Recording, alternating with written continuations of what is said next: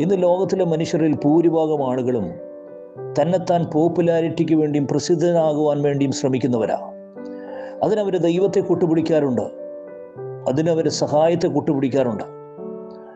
ദൈവത്തിൻ്റെ മുമ്പിൽ വെച്ച് അവർ പല കാര്യങ്ങളും ചെയ്യും, നല്ലതെന്ന് തോന്നിക്കുന്ന പല കാര്യങ്ങളും ചെയ്യും. എന്തിന്? അവൻ്റെ അഹങ്കാരത്തിനും അവൻ്റെ ഗർവിനും വേണ്ടിയും അവൻ്റെ പ്രശസ്തിക്കും വേണ്ടിയാണ് ഇത് ചെയ്യുന്നത്. പാവപ്പെട്ടവരെ സഹായിക്കുന്നവർ ധാരാളമുണ്ട്. അവർ ക്യാമറകളും ചിത്രങ്ങളും വീഡിയോകളും എടുത്ത് ലോകം മുഴുവനും പ്രസിദ്ധപ്പെടുത്തിയായിരിക്കും സഹായിക്കുന്നത്. കാരണം അവൻ്റെ പ്രശസ്തിക്ക് വേണ്ടി, അവൻ്റെ പോപ്പുലാരിറ്റിക്ക് വേണ്ടി. എന്നാൽ ബൈബിളിൽ ഇങ്ങനെ പറയുന്നു, നീ കൊടുക്കുന്നത് നിന്റെ ഇടം കൈയും നിന്റെ വലം കൈയും തിരിച്ചറിയരുത്.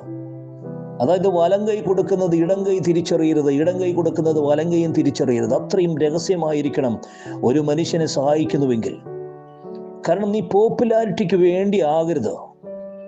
തിന്മയുള്ളവൻ മാത്രമാണ് പോപ്പുലാരിറ്റിക്ക് വേണ്ടി ആഗ്രഹിക്കുന്നവർ.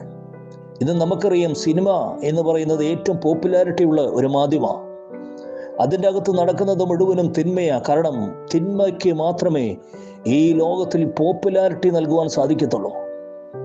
ബൈബിളിൽ ഇങ്ങനെ ഒരു കാര്യം പറയുന്നുണ്ട്, ആകയാൽ നിങ്ങൾ തിന്നാലും കുടിച്ചാലും എന്ത് ചെയ്താലും എല്ലാം ദൈവത്തിൻ്റെ മഹത്വത്തിനായി ചെയ്യുവേൻ. നിങ്ങൾ എന്ത് ചെയ്താലും തിന്നാലും കുടിച്ചാലും എല്ലാം ദൈവത്തിനാണ് നീ മഹത്വം കൊടുക്കേണ്ടത്, അല്ല നിന്റെ പോപ്പുലാരിറ്റിക്ക് വേണ്ടിയല്ല നീ ചെയ്യേണ്ടത്.